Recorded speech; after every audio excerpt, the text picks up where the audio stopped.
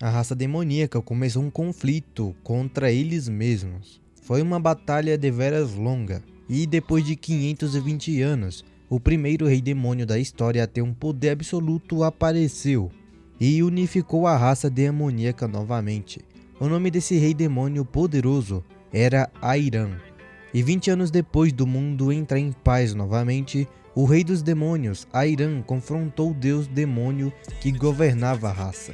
Ele aparecia na frente do rei demônio Airan, perguntando do porquê ele desobedecia os seus oráculos. O oráculo foi mandado ao Airan pelo deus demônio.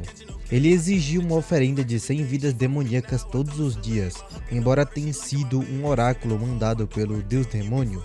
Tal ato era impossível de ser cumprido. E o Airan acabava dizendo para ele que aquele planeta Terra pertencia a eles, que tinham corpos e carnes, e essa era a sua posse. E os deuses deveriam ficar nos seus próprios reinos, sem fazer muita bagunça ali. Mas obviamente aquele cara não gosta nem um pouco daquela resposta arrogante, dizendo ele. Ele falava que ele estava desobedecendo os deuses, chamando ele de rei imundo. Ele começava a soltar o seu poder avassalador dos deuses. E o corpo daquele deus demônio se transformou em uma forma abstrata naquele momento para a luta. Ele falava que deveria colocar o Airan no seu devido lugar, mas óbvio que ele não leva desaforo, e falava que ele não iria deixar ele fazer nada nas suas terras. E a batalha entre o rei demônio mais forte do mundo e o deus demoníaco explodiu. O mundo estava em caos com tanto poder que tinha ali. Ataque simples acabava congelando todo o local, enquanto o deus era congelado instantaneamente, e o Airan preparava uma bola de energia. Essa luta durou no final 3 dias e 3 noites, e naquele momento Airan estava pisando na cabeça daquele deus. No final, o deus demoníaco foi derrotado e o seu corpo se desintegrou de exaustão. E o Airan comentava que eles, deuses, são restritos pelos seus corpos de carne e osso. Ou seja, a derrota dele já foi determinada no momento que ele chegou na Terra. Mas a criatura chama o rei demônio de tolo, pois ele não poderia vencer contra o governador da raça demoníaca. Ele falava que a raça demoníaca não poderia fugir das mãos daquele que governa de cima. E o fato de ter nascido como rei demônio causou a derrota dele. Mas o prota não entende muito bem o que queria dizer com isso. A criatura dizia que ele deveria estar orgulhoso de levá-los, no caso deuses, para esse lugar como um demônio, e pedia para ele morrer. A sua pele começa a meio que desintegrar. Ele olhava para suas mãos, desintegrando devagar. E aquele deus começa a dizer que deveria conceder a punição divina para ele sobre as criaturas da terra.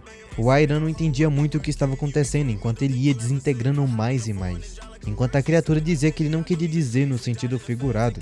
Não é natural para eles, deuses que governam os demônios, serem aqueles que poderiam tomar a vida deles como eles quiserem. Ele acaba dando o último adeus para o Airan enquanto ele ia sumindo. E as suas palavras finais era "vai se ferrar". No final, ele acaba sendo totalmente aniquilado. E em um outro lugar distante aparece uma porta, enquanto uma garota corria. Ela estava em um corpo, mas aparentemente não tinha mais nada lá, enquanto ela chorava e olhava para o Airan. Vários anos se passaram depois da morte do rei demônio Airan, e dentro do castelo demoníaco era localizada uma região remota, que demorava mais de um mês para chegar na terra e 2 meses pelo mar. Uma pedra branca deitada em uma sala preta nos interiores do castelo. Essa pedra tem um formato parecido com um dodecaedro, uma letra antiga gravada em cada lado dela. E em um dia silencioso no quarto escuro, aquela pedra de repente começava a brilhar, e automaticamente criou um círculo mágico. Um bebê nasceu do centro daquilo. Esse era o Airan. Ele conseguiu reencarnar, e ele falava que o nome dele a partir daquele momento seria Hairafmo. Eu vou chamar ele apenas de Haira. E antes mesmo dele perder a batalha contra o deus demoníaco, ele preparou a magia de reencarnação. Ele desafiou o deus com uma intenção de vencer, mas ainda assim, ele falava que aquele monstro era muito poderoso para ele. E depois da reencarnação, a sua mente e alma foram transferidas para um corpo novo. Depois daquela reencarnação, a sua mente e alma foram transferidas para um novo corpo. E a sua mente estava conectada diretamente com os círculos mágicos. Basicamente, uma vez que ele reencarnou, todo o seu corpo seria diferente. Isso vai para o seu cérebro, que governava os seus pensamentos. Até o novo cérebro e corpo se fundiram, a sua alma e mente. no caso do seu antigo eu. E por isso seu novo corpo enfrentaria muitas confusões, e nesse ritmo ele também morreria de fome. Por isso que ele iria usar simplesmente uma magia de crescimento. Mas ele estava morrendo de dor, pois esse crescimento rápido causava uma dor insana. É como se todos os ossos do seu corpo fossem partidos e quebrados. E ele até comentava que não se lembrava que doía tanto assim. Mas ele conseguiu finalmente. Ele construiu esse quarto na sua vida passada e também colocou uma magia extremamente forte de proteção. Assim ninguém iria entrar e ele prepararia roupas para ele. Ele se pergunta quantos anos se passaram, pois ele se lembra de colocar essa reencarnação depois de 10 anos. Mas é bem difícil usar magia de reencarnação, então ele poderia estar surpreso se ele realmente tivesse passado 10 anos. E ele, ao tocar na parede, no caso o símbolo de proteção, ele falava que o selo não tinha se quebrado. Mas ele fica em choque, pois o selo mostra que já se passaram 500 anos. E ele comentava que tinha entendido. Desde quando ele forçou sua raça a se tornar humano, isso afetou o processo da magia. Sem dúvidas, ele ia morrer pela punição divina dos céus. Por isso, antes da sua morte, ele mudou um pouco a magia de reencarnação. De todas as raças do mundo, só existe uma raça sem a proteção divina dos céus, que no caso é a raça mais fraca, os humanos. Além de crescerem devagar, as suas vidas são curtas, porque eles não têm a proteção divina. E generalizando, se um deles tivesse a proteção divina, o poder mágico dele iria aumentar. E quanto maior o poder mágico, mais devagar é o processo de envelhecimento, e fazendo a vida ficar mais longa consequentemente, já que os humanos também não tinham a proteção divina nem o poder mágico. Eles crescem velhos e morrem antes de ficarem fortes. Mas os humanos possuídos tinham o maior potencial de crescimento de todas as raças. E graças a ele ter reencarnado em um humano, com seu conhecimento em batalhas, alma, memória e circuitos mágicos, ele iria se tornar a força absoluta. E de fato ele conseguiu se tornar humano mesmo, pois ele não tinha chifres. E parece que a reencarnação para ser humano foi um sucesso. Ele começa a olhar para o seu corpo e dizia que então esse era o tal corpo de humano. Ele falava que não era nada mal, mas ele ainda não tinha se acostumado. Ele tinha que ter certeza que ele poderia realmente se tornar o mais forte. Mesmo depois de 500 anos, o seu objetivo não tinha mudado nem um pouco. E ele só queria uma coisa, que era matar o deus demoníaco. Ele acaba erguendo a sua mão para a porta, e o selo tinha sido quebrado do lado de fora. Ele fica até surpreso. Ele acaba olhando uma garota estranha, era uma elfa. Eles dois ficam se encarando por um tempo sem entender nada, e ela simplesmente do nada pergunta o que ele estava fazendo em um lugar como aquele. Ela começa a brigar simplesmente do nada com o protagonista, dizendo que tinha um dragão perigoso dormindo do lado de fora daquela montanha, e pergunta se ele não sabia, pois se ele ficasse ali ele provavelmente iria morrer. Mas aí o prota pergunta quem era ela, pois o nome dele era Airan. Ela acaba se apresentando como Lumiel, e ela foi ali para derrotar o dragão, esse tal dragão forte. E ela mesma responde a pergunta do porquê seria. Ela simplesmente fala que era porque ela queria, porque sim.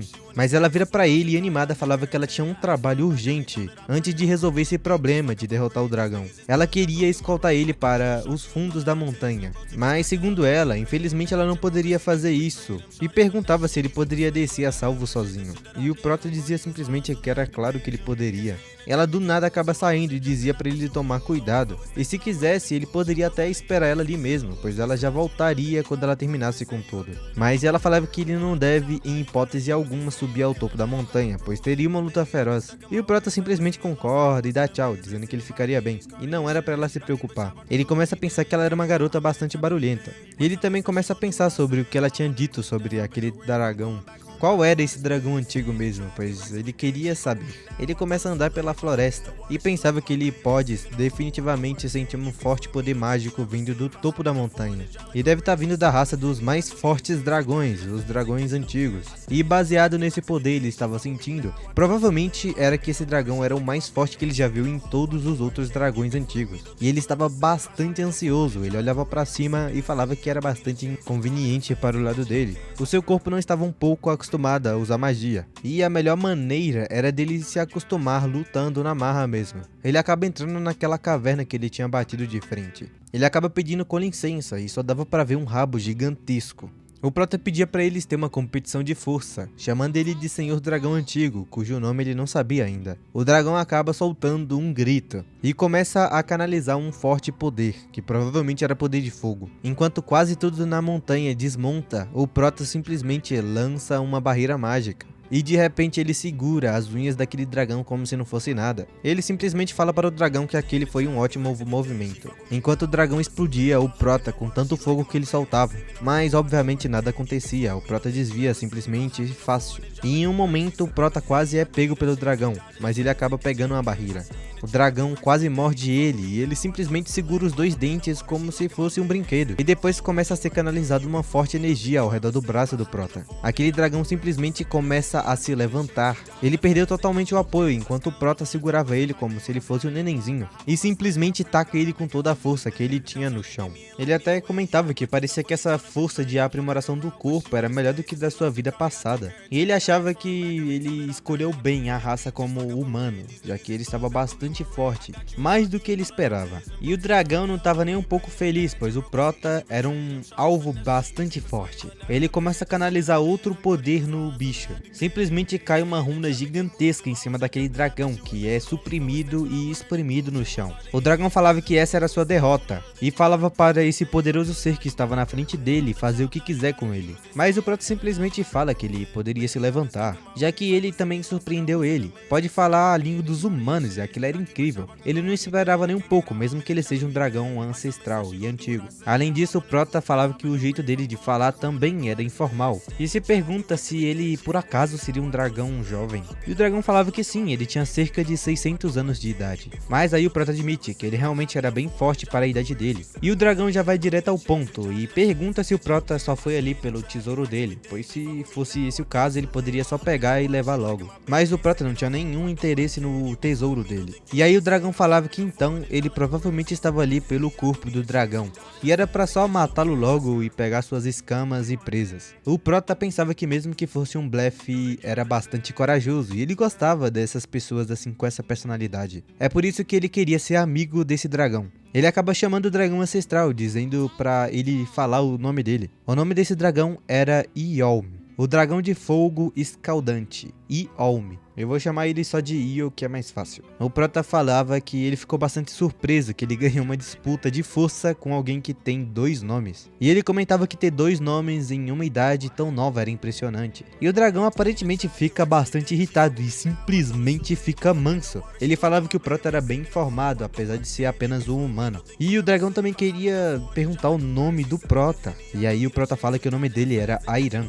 O dragão treme na base e falava que esse era o grande rei demônio que matou um deus. E o Prota falava que era isso aí, ele era realmente esse Airan. O dragão começa a pensar que isso significava que ele reencarnou, e antes de morrer na batalha contra o deus demoníaco usou uma magia de reencarnação provavelmente. Não seria estranho que o rei demônio Airan fosse capaz de fazer algo tão complicado. E o Prota pergunta se ele realmente conhecia essa história. O dragão falava que ninguém desafia um deus para uma luta e ganha, e ele é o famoso entre os dragões ancestrais. Ele também era chamado de o grande rei demônio que matou o deus demônio. E esse é o segundo nome que eles deram para o Prota. E o Prota fica até tipo, mano, é mesmo? Fiquei bastante surpreso. O dragão falava que é por isso que o seu pai disse para ele viver por ali. E o Prota se pergunta quem tal seria esse pai dele, pois provavelmente o pai desse dragão sabia da existência do Prota. O dragão explica que cerca de 500 anos atrás, antes disso, e ele começa a falar que cerca de 500 anos atrás, antes disso, ele estava vivendo com ele. E agora que ele parou para pensar, o rosto dele parecia com o rei demônio de 500 anos atrás.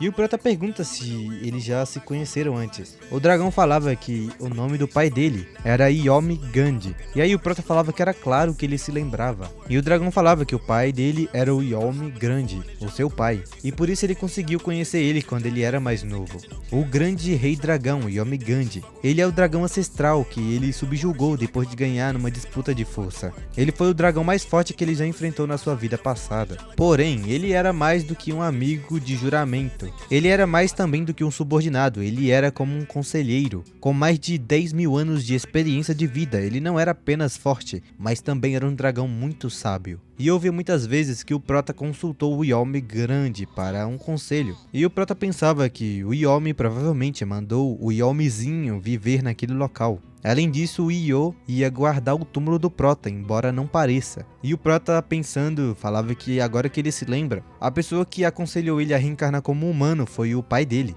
Ele acaba lembrando do passado, enquanto o dragão falava que se ele fosse morto pelo deus demoníaco, ele deveria reencarnar como humano. E o Prota falava que naquela época ele achava que era um risco muito grande. A magia de reencarnação é difícil e a taxa de sucesso é baixa. E para deixar a taxa de sucesso o mais alto possível, ele colocou para não alterar sua raça. Mas depois de receber aquela punição divina, ele mudou para a raça um pouco antes de morrer. E o conselho do Yomi Gandhi foi um grande motivo para ele ter escolhido a raça humana.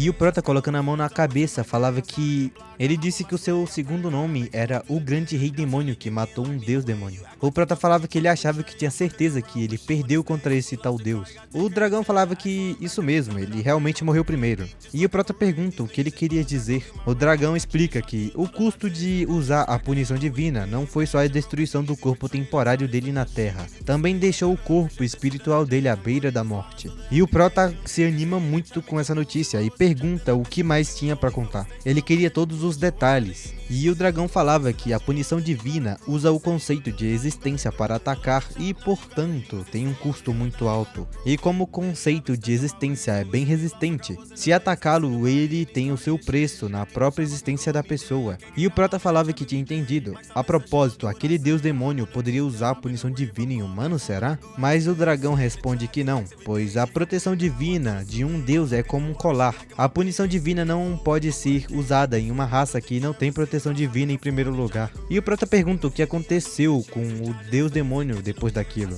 E o dragão explica que, de acordo com as previsões do pai dele, ele está se escondendo em um casulo em algum lugar. Como o corpo espiritual dele também estava em perigo, ele não vai também voltar para o reino dos deuses. E o Prota começa a pensar que tinha entendido. Isso quer dizer que ele estava se escondendo em algum lugar da Terra. E essa informação era bastante útil. E o dragão simplesmente fala de nada. E simplesmente o dragão acaba deitando no chão, enquanto o Prota pergunta o que ele estava fazendo. O dragão falava que ele não estava envergonhado de perder para alguém que derrotou um deus. E ele ficava muito feliz do seu último oponente ter sido ele. O Prota falava que já disse antes que ele era muito forte para a idade dele, e isso realmente não era mentira. E o dragão falava que ele estava agradecido, pois se algum dia ele encontrasse seu pai, era para dizer para o pai dele que ele lutou com muita coragem. E ele dizia que o Prota poderia matá-lo como quisesse, já que ele estava atrás do seu corpo. E o Prota falava que era isso mesmo, ele estava querendo realmente ele. E acaba chamando o Io, dizendo para batalhar com ele ao seu lado. Era para ajudar ele a sua dominação total. E o dragão pergunta como assim dominação. O Prota falava que ele iria apagar a existência do deus demônio para valer daquela vez. E não só isso, depois de matar ele, ele iria reivindicar o mundo. E o dragão pergunta se ele realmente estava doidinho e estava falando sério. E o Prota comentava que simplesmente não mentiria sobre isso. No final, o dragão concorda, ele iria abandonar sua vida e o seu orgulho como dragão ancestral. Por outro lado, ele iria se juntar ao Prota como seu guerreiro, a sua força. E ele iria com o Prota. Ele acaba se transformando em um dragãozinho pequeno. E o Prota fica surpreso, ele era bastante habilidoso, mesmo entre os dragões ancestrais. E o dragão pergunta o que agora eles iriam fazer. O Prota, com a mão no queixo, falava que não tinha nenhum trabalho para ele naquele momento. E eles tinham que encontrar onde esse deus demônio estava se escondendo afinal. O dragão falava que tinha entendido, pois ele poderia usar o tesouro como ele quisesse.